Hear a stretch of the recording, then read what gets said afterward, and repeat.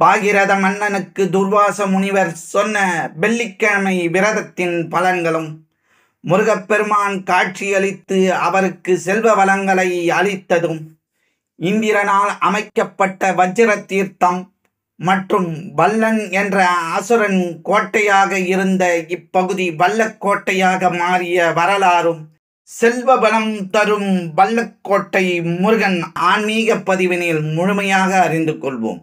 வாழ்க வளமுடன். ஸ்ரீ ஞானவாசல் நேயர்கள் அனைவருக்கும் ஸ்ரீனிவாசனின் அன்பு வணக்கங்கள். பாகிரதன் என்ற மன்னன் இலஞ்சி எனும் தேசத்தில் உள்ள சலகொண்டபுரம் என்ற நகரை சிறப்புடன் ஆட்சி செய்து வந்தான். அந்த மன்னனை காண ஒரு முறை நாரத முனிவர் வந்திருந்தார். ஆனால் தான் சிறப்பான ஆட்சியை வழங்கும் ஒப்பற்ற அரசன் என்னும் ஆணவத்தில் இருந்த மன்னன் நாரதரை மதிக்காமல் அவமதித்து அனுப்பி வைத்தான். இதனால் கோபம் கொண்ட நாரத முனிவர் அருகில் இருந்த காட்டிற்கு சென்றார். அங்கு வழியில் கோரன் என்ற அசுரனை சந்தித்தார். அவன் பல தேசங்களுக்கு திக்விஜயம் செய்து வந்திருந்தான். அவனிடம் பாகிரத மன்னன் தன்னை யாரும் வெல்ல முடியாது என்ற ஆணவம் கொண்டுள்ளான். நீ அவனை வெற்றி கொண்டால்தான் உன்னுடைய திக்விஜயம் முழுமை பெற்றதாகும் என்றார் நாரதர். இதையடுத்து கோரன் பாகிரத மன்னன் மீது போர் தொடுத்து அவனை தோற்கடித்தான். பாகிரத மன்னன் தனது ஆணவத்தால் நாட்டையும் செல்வத்தையும் இழந்து காட்டிற்குள் சென்றான். அங்கே அவனுக்காக காத்திருந்தார் நாரத முனிவர். அவரது காலில் விழுந்து தன் தவற்றை எண்ணி வருந்தி மன்னித்து அருளும்படி மன்றாடினான். நாரதர் மனம் இறங்கினார். துர்வாச முனிவரிடம் சென்று முறையிடு, உனக்கு நல்ல வழி பிறக்கும் என்று ஆசி கூறி அனுப்பினார். பாகிரதனும் துர்வாச முனிவரிடம் சென்று நடந்ததை கூறி மனம் வருந்தி தனக்கு நல்ல வழி காட்டுமாறு வேண்டி நின்றான். துர்வாச முனிவர் பாகிரதனுக்கு சில உபதேசங்களை வழங்கினார். அதன்படி வெள்ளிக்கிழமைகளில் விரதம் இருந்து முருகப்பெருமானை வழிபாடு செய்து அழியாத பேறு பெற்றான் பாகிரதன். அப்படி பாகிரதன் வழிபட்ட சிறப்புக்குரிய ஆலயமே வல்லக்கோட்டை முருகப்பெருமான் திருக்கோயில். வள்ளி தெய்வயானை உடனாய கோடையாண்டவர் என்ற பெயரோடு இங்கு இறைவன் அருளாட்சி செய்கின்றார். பழமை வாய்ந்த இந்த ஆலயத்தில் தன்னை வேண்டி வரும் பக்தர்களுக்கு தீவினைகளை அகற்றி நல்வினைகளை வழங்கும் அபயகரத்துடன் நின்ற கோலத்தில் முருகப்பெருமான் வீற்றிருக்கின்றார். இந்திரனால் அமைக்கப்பட்ட வஜ்ர தீர்த்தம் இங்கு உள்ளது. பாகிரதன் விரதம் இருந்து விமோச்சனம் பெற்ற நாள் வெள்ளிக்கிழமை. எனவே இங்கு வெள்ளிக்கிழமைகளில் சிறப்பு வழிபாடுகள் செய்யப்படுகின்றன. 7 வெள்ளிக்கிழமைகள் தொடர்ந்து விரதம் இருந்து முருகப்பெருமானை வழிபட்டால் இழந்த செல்வம் திரும்ப கிடைக்கும், சகல நன்மைகளும் பெறலாம் என்பது நம்பிக்கை.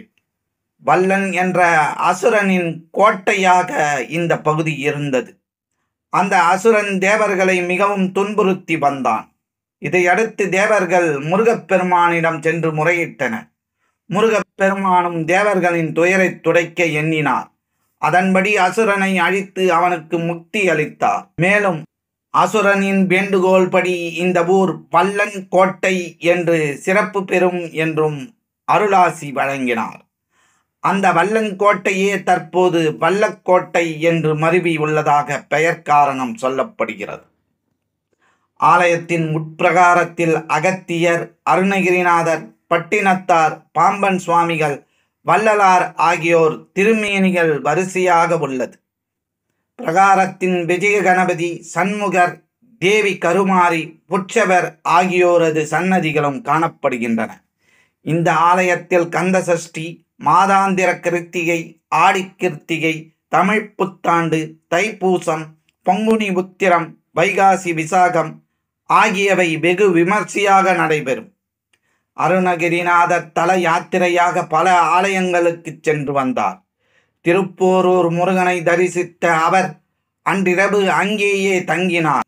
காலையில் திருத்தணி முருகனை தரிசிக்க வேண்டும் என்று எண்ணியபடியே உறங்கினார். அப்போது அவர் கனவில் தோன்றிய முருகன் கோடை நகர் மறந்தனையே என்று சொல்லி மறைந்தார். மறுநாள் காலையில் எழுந்த அருணகிரிநாதர் கனவில் தோன்றிய முருகப்பெருமானை நினைத்தபடி திருத்தணி செல்லும் வழியில் வல்லக்கோட்டை திருத்தலம் சென்று அங்குள்ள இறைவனை தரிசித்தார். மேலும் அந்த முருகப்பெருமானின் மீது 8 திருப்புகழ் பாமாலைகளை பாடி மகிழ்ந்தார். காஞ்சிபுரத்தில் இருந்து 32 கிலோமீட்டர் தொலைவிலும், கிழக்கு தாம்பரத்தில் இருந்து முடிச்சூர் வரகடம் வழியாக 28 கிலோமீட்டர் தூரத்திலும், ஸ்ரீபெரும்புதூரில் இருந்து 10 கிலோமீட்டர் தொலைவிலும் வல்லக்கோட்டை திருத்தலம் உள்ளது. வெள்ளிக்கிழமைகளில் வழிபட்டால் செல்வபலம் அள்ளித்தரும் வல்லக்கோட்டை முருகனை வழிபட்டு வாழ்வில் அனைத்து நலன்களையும் பெற்று வளமோடு வாழ்வோம். இந்த பதிவினை உங்கள் உற்றார் உறவினர் நண்பர்களுக்கு பகிர்ந்திடுங்கள். இந்த பதிவினை பற்றிய உங்களது மேலான கருத்துக்களை எங்களுக்கு பதிவிடுங்கள். மற்றும் ஒரு ஆன்மீக பதிவில் நாம் அனைவரும் சந்திக்கும் வரை உங்களிடமிருந்து நன்றியும் வணக்கத்தையும் கூறி விடைபெற்றுக் கொள்வது ஸ்ரீ ஞானவாசல் ஸ்ரீனிவாசன். நன்றி, வணக்கம்.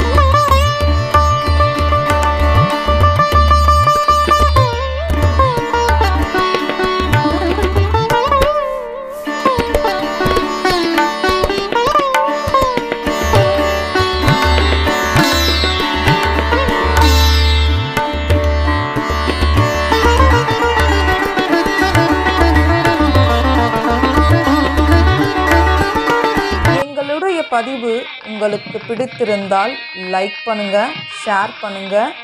மீண்டும் தொடர்ந்து இது போல பல பதிவுகளை பார்ப்பதற்கு எங்கள் சேனலை சப்ஸ்கிரைப் செய்து பெல் ஐக்கானை கிளிக் செய்து கொள்ளவும். நன்றி, வணக்கம்.